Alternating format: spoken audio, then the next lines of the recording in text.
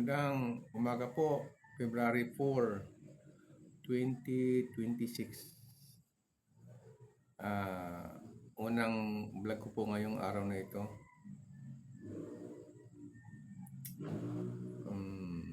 Bago po ako magsimula, nais ko po munang bumati sa inyo ng magandang umaga. Mag-ingat po tayo sa ingatan po natin ang ating kalusugan. Sana mag-ingat din tayo sa mga aksidente at kalamidad. Okay. Binabati ko po at shout out ko po sa mga mamamayang Pilipino sa mga sulok sa Pilipinas o sa ibang bansa, mga nagtatrabaho, mga OFW sa ibang bansa, shout out ko po.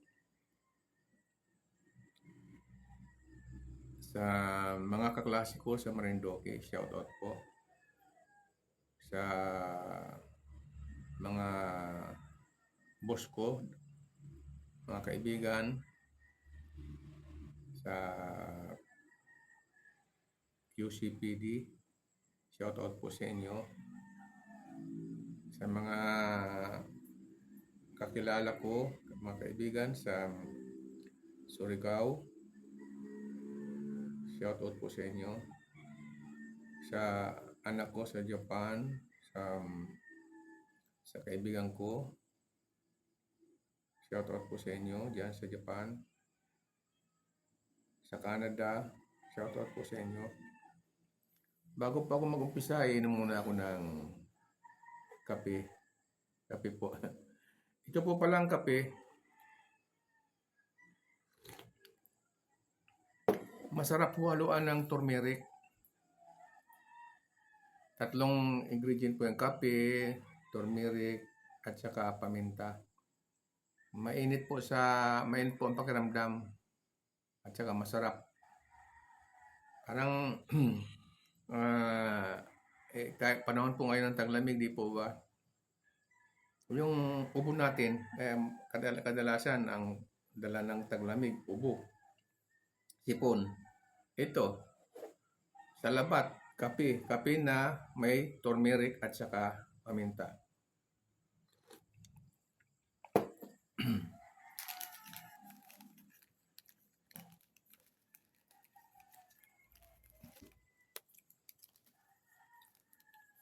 Turmeric, paminta. Ito po yung inihalo ko sa kape ko. Ang kape ko po ay granules. So, yung, di po ba naramdaman natin, meron tayong mga plema-plema o ubo. Parang ito po ay pang nakakagaan ng ating pakiramdam.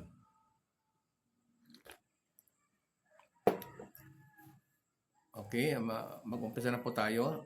Gusto ko pong talakayin o pag-usapan ang tungkol po sa bali 4 po yata itong congressman na lumalaban sa mga anomalya. Congressman Barsaga, Congressman Libesti, Congressman San Fernando po ba ito? Hindi ko masyadong tiyak. At saka Congressman Irisi. Sila po ang mga napapanahon ngayon na lumalaban sa anomalya, sa mga questionable na GAA o GAB ng 2026 budget.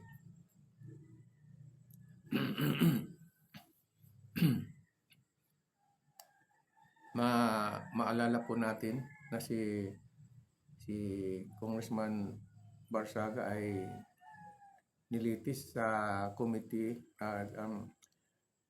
on Ethics sa House of Representatives. Mga malilinis daw po na mga congressman ang nagdala sa kanya doon nilitis po siya doon sa Committee on Ethics na yon. Kasi sila po ay mga honorable. Masama daw yung kalabanin mo ang hindi naman po kinakalaban ni ang gobyerno. Kaya lang nagsasalita lang po siya ayon sa kanyang gusto niyang mabago ang sistema ng ating pamahalaan. At nakakatulong po siya sa ang kanyang mga ideya, yung kanyang mga ideology, nakatulong po siya. Dahil gusto niyang imulat ang kanyang mga kasamahan na baguhin na yung kaugalian o yung nakasanayan na pangungurakot. Ang mga masasamang gawain ng Congress na yan, pinagtutulong-tulungan po siya eh. Biro mo, sinuspindi po siya dahil siya po ay nagsasalita ng katotohanan. Isa pa po sa nakalinya na sususpindi yata o dadalhin sa Ethics Committee, itong si Congressman Libeste na may hawak ng mga dokumento tungkol po sa ghost project, sa mga project sa DPWH. Ayan po ay sinasabi ng spokesperson ng Malacanang na yan po ay nakuha ng sapilitan at hindi legal na pamamaraan galing sa DPWH. Pero ang mga video po, ang mga katibayan, ang mga resibo ay nagsasabi na legal po at yan ay kusang ibinigay noong ni Yusek Cabral. Di po ba? Tapos, para matigil po yan siguro si Congressman Libeste na atakihin ang anomalya o ipaglaban ang karapatan ng mamamayan laban sa anomalya sa pera ng taong bayan, dadalhin siya sa Ethics Committee. Yan, may balita pong ganun. Pero siyempre, sumagot po siya, mas maganda nga po na dalhin siya sa Ethics Committee para maibunyag po niya ang mga kalukuhan na ginagawa ng mga congressman kung paano nilulustay ng mga congressman ang pera ng taong bayan. Mantakin ba naman? Pera ng taong bayan, pinaghati-hatian na naman kaagad. 2 million each. 2 million each ang ibinigay sa mga congressman.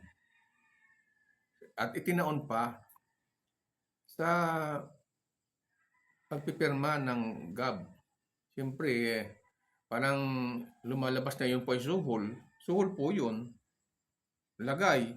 O pirma ka kasi ito, 2 million. Mga buhaya po yung tumanggap. Sabi na ni Congressman Kiko Marsaga, hindi naman lahat ng congressman tumanggap eh. Ako hindi tumanggap kasi suspendido daw siya. Sabi niya, totoo naman. Kung siya tatanggap, isuspendido siya. Wala siyang benefits. Bonus ko no. Pero ayaw tanggapin ang salitang bonus ng ibang mga congressman kagaya ni Redon, hindi raw yan bonus. Oy, Congressman Redon, maski na anong sabihin mo, maski anong tawag mo dyan sa bigay na 2 million na yan ay pera ng taong bayan at wala kayong karapatan na yan ay lustayin. Wala kang karapatan, walang karapatan si Congressman Puno na ipamahagi yan sa mga kongresista. Wala. Hindi naman po yan maliliquidate eh. Wala po kayong transparency dyan sa 2 million na yan eh. Bakit? Meron po kayong concurrent resolution, liquidation by way of certification. Hindi po ba? Parang nilalagyan ng kulambo ng iyong proteksyon ang iyong pangungurakot. Liquidation by way of certification. Yan po ay proteksyon ninyo sa pangungurakot ninyo. Dahil sino ba naman ang Sinisertify nyo lang naman halimbawa yung 2 million. Sinisertify ko na ito, ganyan. Kunyari, pipirma lang kayo. Sinisertify ko na ang 2 million na yan ay napapunta sa mamamayan. Nasaan ang resibo? Walang transparency. Di po ba? Isa pa sa mga na lumalaban sa corruption, itong plano ni Congressman Erici na questionin sa Supreme Court ang GAB. Maanumalyang GAB.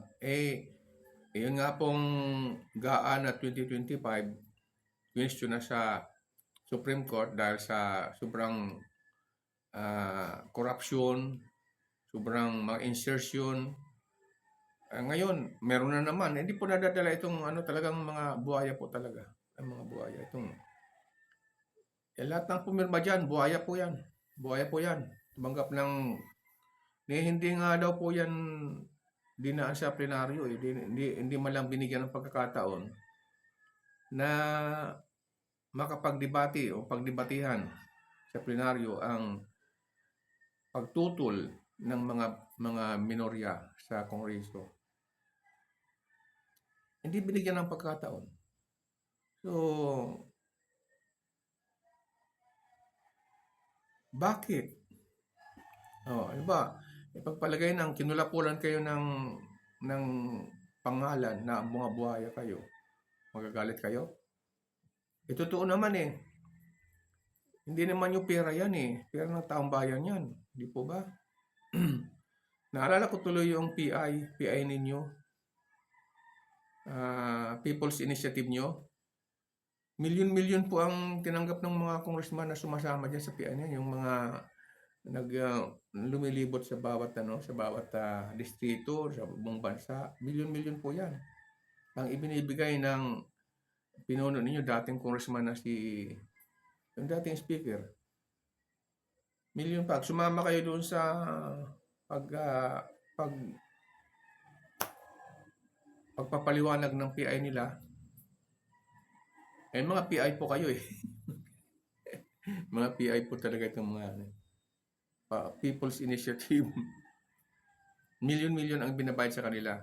Di po ba? Nasasabi ko na na papag-usapan ko yung milyon-milyon na yan. Nalulungkot daw po itong congressman ng Manila dahil parang nag-iisa na daw po siya na nawala na yung namayapa na daw yung kasama niya si Ako nag-retire na yata ito si Congressman Barbers o kanyang yung Paduano naman hindi yata nanalo hindi ko lang alam kung itong si JJ Suarez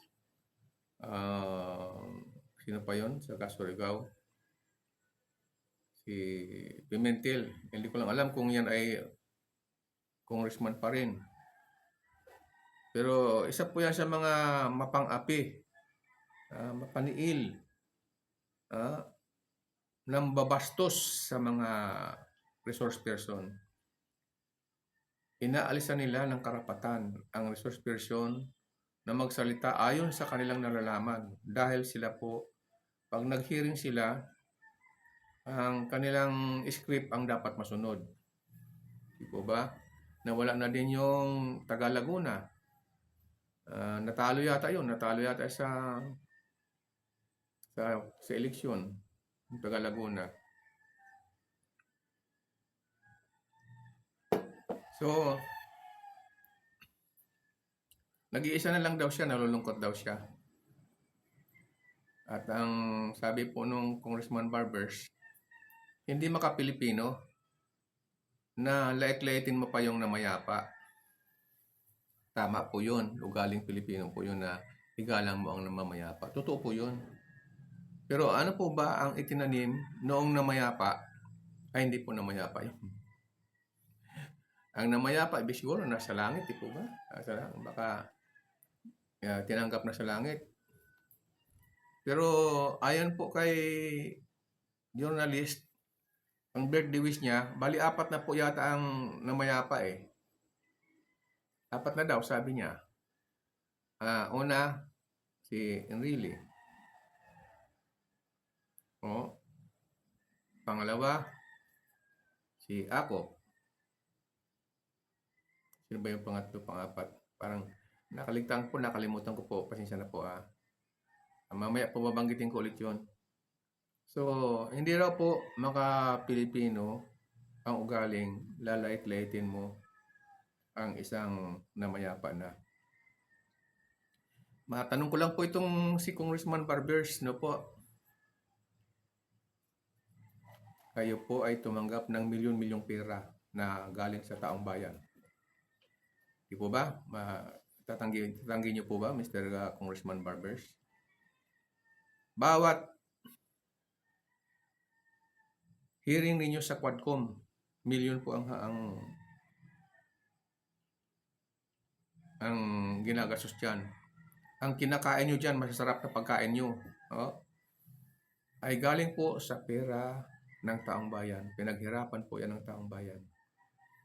Hindi naman po kayo naghihirap sa pagbabayad ng buwis kasi ninanakaw nyo lang naman ang pera eh. Tapos, kung tigyan sa ninakaw nyo, ibibigay nyo sa mga buwis ninyo. At hindi naman po kayo transparent. Dahil kayo may concurrent resolution kayo na hindi kayo pwedeng i-audit. Hindi kayo, certification lang kayo. Liquidation by way of certification. O paano namin malalaman? Wala kayong transparency. Ganyan kayo mga mababatas. Hindi kayo nandiyan sa HOR para mangulimbat ng pera. No. Ang mandato ninyo ay kayo po ay mambabatas. Tagagawa ng batas. Mga batas na gagawin nyo para sa kaunlaran ng ating bansa. Hindi yung kukurakutin nyo ang pera ng taong bayan, lulustayin nyo. Resibo ng paglulustay. Bonus. Ano man ang banggit nyo dyan, pork barrel po yan. Pork barrel. Parang yung PDAP at DAP at PDAP na diniklara ng Supreme Court na unconstitutional. Ngayon, pinalitan nyo kung anong mga pangalan ang nilagay nyo. Ngayon, allocable. Mas anong sabihin nyo? Pangungurakot po yan. Insertion. Pangungurakot po yan. Hindi na. Saka, ba't kayo mga congressman, mga kongresista kayo? Kung hindi mo kayo kongresista, nakikisabuatan kayo sa mga kontraktor. Para kayo ay may 25% sa budget. Kaya kayo nag-insert eh. Nag-insert kayo ng mga ng mga budget para doon sa mga alaga ninyong mga kontraktor. Inom tayo. Salabat. Kape na may salabat.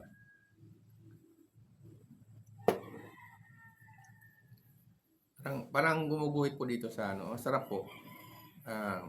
Yung turmeric na nabibili ko, hindi na kailangan ng asukal. Bubudburan ko lang siya ng paminta. 3 po ang kombinasyon niya na masarap po yan sa yung pagkagising mo sa umaga. Inom ka po nun, mainit-init. So, yan po ang laman ng contents po, yung pinapaliwanag ko lang po yung walang patumanggang korupsyon.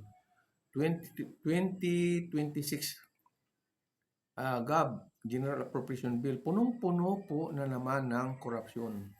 Insertion, amendments. Meron nga pong isang senador dyan, babae, na nagsasabing hindi po daw po yun insertion, amendments po yun. Amendments, halimbawa, ang budget na nakalaan sa ganon, sa isang agency, pagpalagay nating 1 million. Sabi, i-amend natin yan. Amend. Bigyan natin yan ng 5 million. 1 million ang nasa NEP, dadagdagan nila i-amend nila ng 5 million.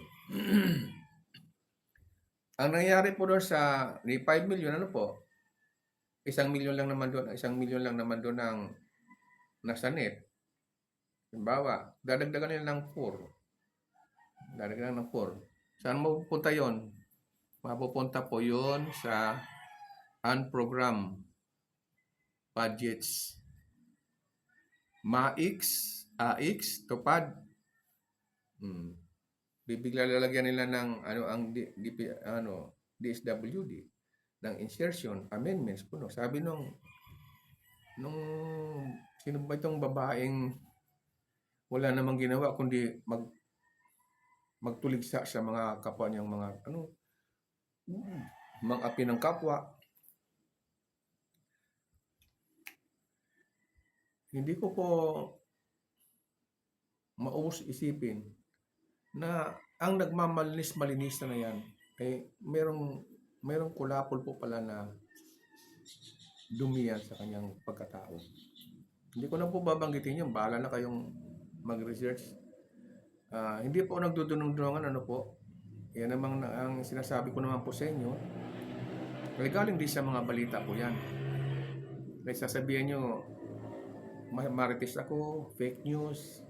Hindi, nagkukwento lang po ako eh. Yan po ay reaction ko lang sa mga news na ano po. Hindi po ba? Sari-sari po ang mga news na nasasagap po eh. Sasabihin nyo siguro, chismoso ako eh. Pagpalagay na. Pero nakakapagpalagana po ako ng mga balita. Di po ba? Hindi lang yung isang balita ng isang vlogger o isang social media practitioner, mainstream media practitioner. Hindi lang po sa isang yan po pinapalagan. Sari-sari po ang aking reaction sa mga balibalita. Kaya po paiba-iba po ang aking spontaneity. Nadadamay po yung pero ang pinakang gusto kong i-emphasize itong paglulustay ng pera ng taong bayan. At ang pinakabida po dyan, HOR, mga congressman. Pinakabida po yan, mga senador. Hindi naman po lahat ng senador dahil may nakikilala naman po akong senador na matino talaga eh. Pero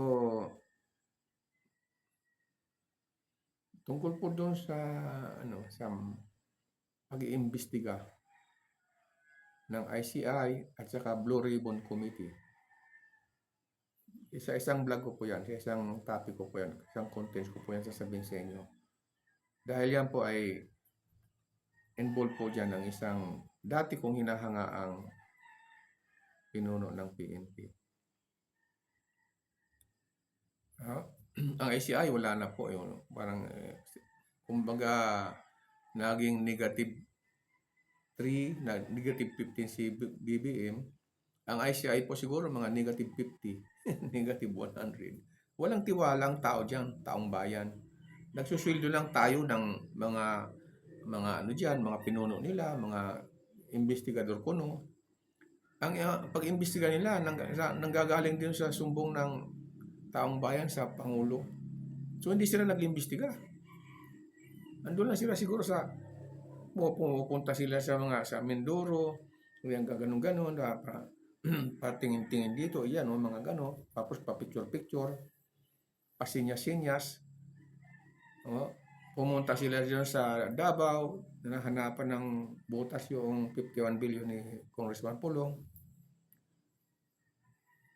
Nag-resign po ang mga 3 na yatang chairman ng ICI ang nag-resign eh. Di po ba? Commissioner. Ang lalaki ng mga sweldo ng mga yan. Sus, pera ng taong bayan yan. Kinukurakot lang. Parang nilulustay lang nila. Siyempre, commission po yan. Create yan ng Pangulo, commission po yan. Infrastructure Commission on Independent Commission on Infrastructure, ICI. So,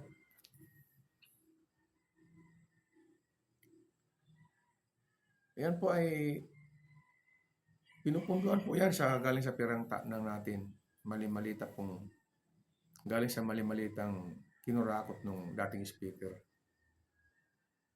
Darating po tayo dyan, may ano po ako dyan, may contents po ako na ganyan.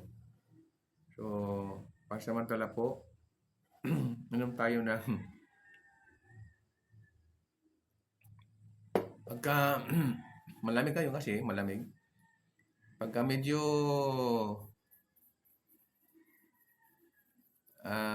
nararamdaman nyo na nagkakaroon kayo ng ganun, parang masikip ang paghinga nyo, o kaya dahil sa sipon, ganun. Ito,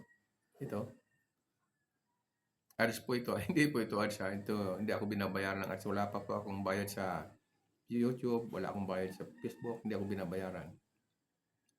Hindi ako marunong sa paglalagay ng ads sa aking vlog. So, ito, sarili ko po itong ito na napanood ko na ito sa YouTube. Sa YouTube po. Ang tungkol dito. Kape, turmeric at saka paminta. Maganda po ito dun sa mga mangingisda kasi bago sila pumunta sa, di ba, malamig po ang dagat, malamig ang hangin. Karaniwan mga sikmura ng mga mangingisda dapat protektahan mo yan, dapat mainit yan bago ka lumusong sa tubig. Ganon din sa mga magsasaka, mga manggugulay, yung mga trabador na aalis ng bahay, pupunta sa trabaho, sa bukid man o ruat. Mas maganda po itong painit na ito. Kape, turmeric, paminta.